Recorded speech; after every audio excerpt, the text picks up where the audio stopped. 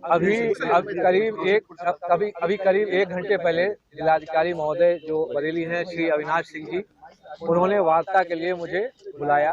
तो मैं उनकी आदर सत्कार करते हुए, क्योंकि वो हमारे अभिभावक भी रहे हैं और अधिकारी हमारे सीनियर अधिकारी हैं, मैं वहाँ पर गया। तो वहाँ पर जब गया तो वहाँ पे उस समय तक कप्तान साहब श्री अनुराग आर्या जी नहीं थे। 5 से 10 मिनट के बाद जिलाधिकारी महोदय द्वारा कप्तान साहब को कॉल करके श्री अनुराग आर्या जी को बुलाया गया। इस दौरान जो हमारे साथ सचिव साहब जो हैं बार एसोसिएशन बरेली के सचिव साहब दीपक पांडे जी भी थे, मेरे साथ में थे। इनको अलग कर दिया गया और बाहर बैठा दिया गया। मुझे अकेले डीएम साहब के साथ और कुछ अन्य साथी अधिकारी थे उनके साथ अकेले मैं बैठा वहाँ पे। मुझे कंटिन्यूस प्रलोभन दिया जा रहा था कि तुम एक काम करो, 3-4 दिन की छुट्टी ले लो, रिलैक्स कर लो, 1-2 दिन रिलैक्स करो। अभी इतनी जल्दी क्या है, 4 दिन में तुम्हारा प्रोसेस जो है हम कंप्लीट करवा देंगे, तुम्हें जल्दी रिलीविंग मिल जाएगी। एक प्रेशर टैक्टिक्स और जो नहीं होता है कि प्रलोभन देते हुए, अरे अभी कुछ चिंता करने की जरूरत नहीं, हम आपके साथ हैं और 4 दिन बाद एग्जिट ले लीजिएगा, कोई दिक्कत नहीं है।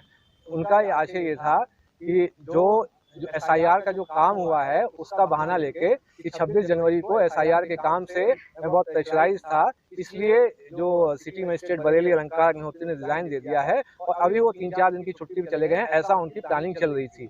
इस बीच करीब 20 मिनट पहले, क्योंकि मैं अभी 10-12 मिनट पहले ही आया हूँ, करीब 25 मिनट पहले संभवतः लखनऊ से एक कॉल आया। कॉल आते ही उस समय तक डीएम साहब और कप्तान साहब अगल बगल बैठे थे। डीएम साहब उठकर बगल वाले बाथरूम में चले गए। बगल वाले बाथरूम में वो स्पीकर फोन पे थे। उधर से आवाज आई कि ये साला पागल हो गया है, इस रात भर अपने आवास में बंधक बना के रखो, देखो जाने मत देना। जैसे ही मैंने सुना, तुरंत मैंने दीपक पांडे जी जो बार एसोसिएशन के सचिव हैं उनको कॉल किया। मैंने उनको बता दिया कि मुझको बंधक बना लिया गया है, रात भर छोड़ेंगे नहीं। जब डीएम साहब जब बाथरूम से वापस आते हैं, क्योंकि मैं कप्तान साहब के सामने जो श्री अनुराग आर्या जी थे उनके सामने ही मैं फोन कर चुका था, तो उन्होंने बताया कि बाहर बता चुके हैं कि हमें बंधक बना लिया गया है। तो आनंद फानंद में, क्योंकि मीडिया तक ये बात जा चुकी थी, मुझे तुरंत रिलीज किया गया। बड़ी मुश्किल से वहाँ एक तरीके से जान बचा के मैं भागा हूँ।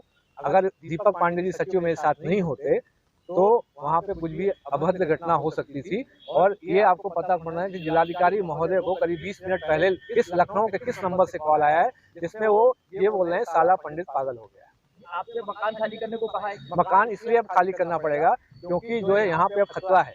आपको जानकारी यहाँ पे अब खतरा हो गया, क्योंकि जिस तरीके से जो अभी रवैया था, जो लखनऊ से जो कॉल आया था उसका बहुत ही विरोधी रवैया था मेरे प्रति। जब ये बोल रहे हैं हो गया है, इसको यहीं बंधक बना के रात भर यहीं बिठा के रखो। जब ये मीडिया के जरिए राज्यपाल राष्ट्रपति महोदय से क्या कहेंगे? मैं इनसे यही कहूंगा कि यहाँ बहुत ही बुरी स्थिति है। एक स्वविवेक से कोई व्यक्ति अगर रिजाइन करके हट रहा है, एक अपने समाज की आवाज को उठाना चाहता है, उसको दबाया जा रहा है। कैसे करके ये इस चीज को जो हमारे रेजिग्नेशन जो हमने त्याग पत्र दिया है, ये सिद्ध करना चाहते थे कि मानसिक रूप से विक्षिप्त हैं। बिकॉज एसआईआर में बहुत ज्यादा इनको प्रेशर था। एसआईआर का जो प्रेशर है वो तो बहुत कब का खत्म हो गया, सब काम जो है खत्म हो, डिजिटाइजेशन सब कब का कंप्लीट हो गया। अब तो सिर्फ नोटिस फेस पे काम चल रहा है। सर, आप सिस्टम का हिस्सा रहे हैं, वैसे जो इस्तीफा होता है उसका क्या प्रोसेस होता है? जो भी इस्तीफा होता है उसका देखिए, जो हमने इस्तीफा दे दिया, ये इस्तीफे को वापस चाहते थे कि मैं ऐसा कोई बयान दे दूं जिससे कि इस्तीफे को दूसरी तरफ मोड़ दें। ये चाहते थे कि मैं बोल दूं कि मेरी तबीयत खराब थी या मेरे स्ट्रेस कुछ बहुत ज्यादा था, जिससे कि तुरंत ये मीडिया में एक बयान दे देते, प्रेस नोट जारी करा देते कि ये स्ट्रेस में थे, इनका जो इन दो समस्याओं से कोई संबंध नहीं है, ये तो एसआईआर में ऐसे ही प्रेशर में आ गए, इसलिए इन्होंने रिजाइन कर दिया। आप कहाँ जाएंगे अपने आवास के लिए? अब यहाँ से अभी हम अपनी जो जितने भी लोग हैं, अपने जो बार एसोसिएशन है, जो बार एसोसिएशन के सचिव हैं और जितने भी अभी यहाँ पे जो गणमान्य नागरिक हैं, उनसे बात करके जो भी जो स्थिति है उसको हम लोग देखेंगे। और हमें हो सकता है कि अब एक अलग लेवल पे हेल्प लेनी पड़े, क्योंकि यहाँ तो अब जान का भी खतरा प्रतीत होता है। फोन किसका है? क्या रात भर धरना देंगे? फोन किसका था? किसका फोन था?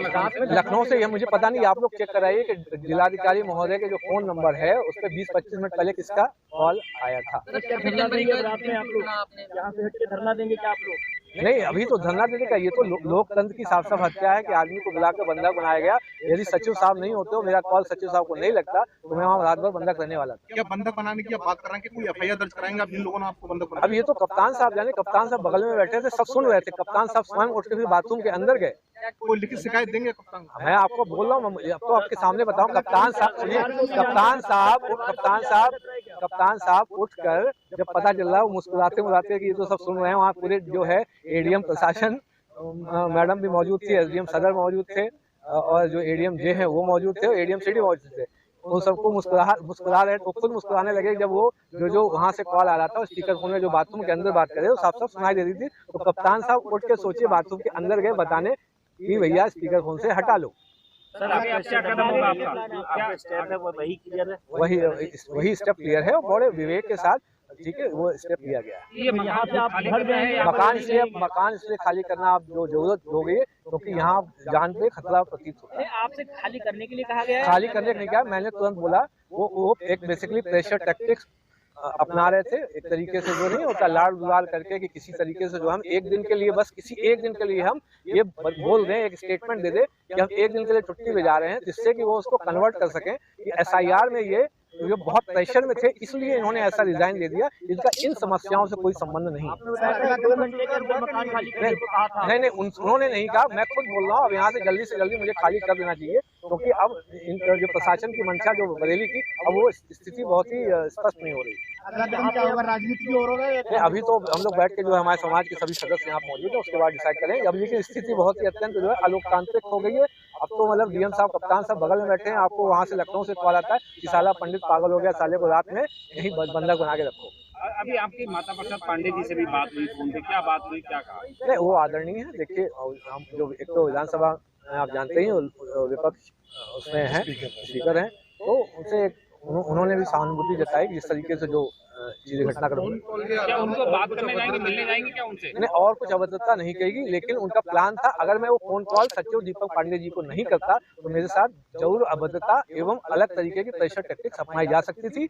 मुझे पता नहीं क्या हो सकता है, वो फोर्स का भी यूज करते हैं। जान बचा के मैं तो जान बचा के ही भागा हूँ क्योंकि अगर दीपक पांडे जी सचिव बगल वाले रूम में नहीं होते और मेरा फोन क्योंकि बैटरी डिस्चार्ज ऐसा लग रहा था हो जाएगी, तो जल्दी आनंद फानंद में मैंने जो सचिव साहब को कॉल किया और सचिव साहब ने फिर बाहर जब मैसेज पहुंचा दिया और कप्तान साहब जब बता चुके थे कि डीएम साहब को ये पहले ही बता चुके हैं कि इनको बंधक बना लिया गया, तब माता प्रसाद पांडे की ओर से क्या कहा गया? उन्होंने बोला है कि हम आपके जो साथ हैं, आप इसकी चिंता मत करिए। बस उन्होंने एक सहानुभूति जताई जो भी चीज घटना। क्या उनसे मिलने जाएंगे?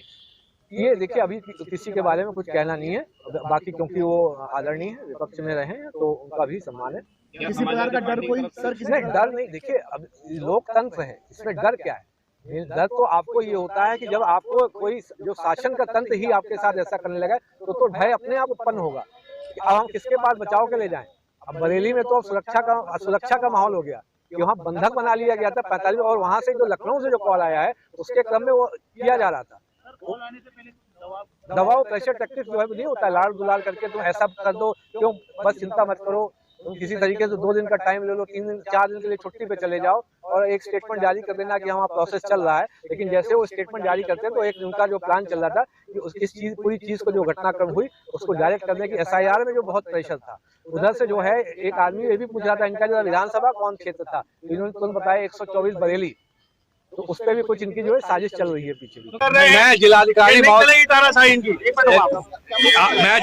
महोदय से पूछने आया हूँ कि किसका कॉल आया था जो बोला था साला पंडित पागल हो गया है। मुझे ये बताएं, पूरे राष्ट्र को बताएं किस व्यक्ति का कल 7:30 से 7:44 के बीच में कॉल आया था। पूरे राष्ट्र को बताएं कि साला पंडित पागल हो गया है, कौन बोल रहा था? आप बताइए, पूरे राष्ट्र को बताइए। जिलाधिकारी महोदय अब कार्यालय में आए, आवास में गुपचुप तरीके से कौन सी साजिश करके क्या साजिश कर सकते हैं? यहाँ आए, सबके सामने जवाब दे, राष्ट्र के सामने जवाब दे, पूरी मीडिया के सामने। मैं जिलाधिकारी महोदय को चाहता हूँ यहाँ आए। अभी देखिए आपके सामने रोका गया, मैंने अब यहीं बैठ रहा हूँ। जिलाधिकारी महोदय स्वयं यहाँ पे आए। इस समय संवैधानिक तंत्र विफल हो चुका है। एक व्यक्ति ऐसी विचारधारा का कौन व्यक्ति था जो ये बोल रहा था जिलाधिकारी महोदय को ये साला पंडित पागल हो गया है? पूरे राष्ट्र को बताएं। धरने पे बैठ रहे हैं क्या? जब तक जिलाधिकारी महोदय यहाँ के बताएं, पूरे राष्ट्र को बताएं कि किसने कॉल किया था जिलाधिकारी महोदय को कल जब ये बोला था कि ये साला पंडित पागल हो गया, बताएं। पूरे देश को बताएं ये ब्राह्मण विरोधी। मैं धरने में क्या, मैं तो जिलाधिकारी महोदय से क्वेश्चन पूछने और जब तक आप जमीन पर बैठे हो क्या धरना पर बैठे हुए हैं आप? वो एक सोची समझी साजिश जब फेल हो गई तो रात में जो है उन्होंने जो देर रात एक सस्पेंशन लेटर जारी किया। मैं तो पहले से ही त्याग पत्र दे चुका हूँ, ये मेरा संवैधानिक अधिकार है। धरने पे बैठे हैं क्या? मैं जिलाधिकारी महोदय से प्रश्न पूछने आया हूँ, ये पूरे राष्ट्र को बताएं, पूरे राज्य को बताएं, ये साला पंडित पागल हो गया था, किसने बोला था? कब तक आप यहीं बैठे रहेंगे? मैं तब तक, मैं तो माननीय भारत की माननीय राष्ट्रपति महोदया से पहले बोल चुका हूँ, यहाँ पे संवैधानिक तंत्र विफल हो चुका है। संवैधानिक तंत्र विफल हो चुका है। मैं चाहता हूँ भारत के माननीय प्रधानमंत्री, उनसे निवेदन है, भारत के जो अपने गृह मंत्री अमित शाह जी और भारत की माननीय राष्ट्रपति महोदया से यहाँ गवर्नर मैम से रिपोर्ट लेके जल्दी यहाँ पे संवैधानिक तंत्र विफल हो चुका है, यहाँ पे जल्द से जल्द राष्ट्रपति शासन लगाए। एक ऐसा ब्राह्मण विरोधी विचारधारा का व्यक्ति यहाँ पे काबिज है। पता नहीं है किसने बोला है, मैं नाम चाहता हूँ, पूरे राष्ट्र को ये बताया कि किसने जिलाधिकारी महोदय को स्पीकर फोन में बोला था ये साला पंडित पागल हो गया है। आप ये बताइए कौन सी विचारधारा का व्यक्ति है? कब तक बैठे? जब तक जिलाधिकारी महोदय यहाँ आके बताएंगे नहीं, जिलाधिकारी महोदय आके राष्ट्र को बताएं।